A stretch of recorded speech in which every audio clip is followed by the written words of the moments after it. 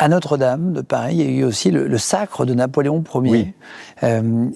Qui a sacré Napoléon Ier? Alors Napoléon a été sacré par lui-même avec la bénédiction du pape. Attends, mais comment il peut se sacrer? C'est très particulier. Il a pris la couronne et il se l'est posée sur la tête. Tout seul? Tout seul.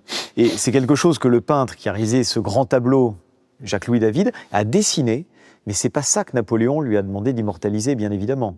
C'est le moment où il va couronner Joséphine, son épouse. Ce qui montre Napoléon comme un altruiste.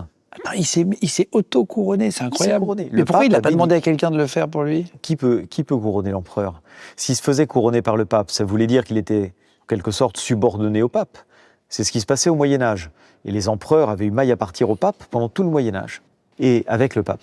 Et Napoléon veut montrer que son pouvoir ne procède que du peuple français et de la providence divine. Ça n'a pas fait scandale à l'époque, qui s'auto-sacre?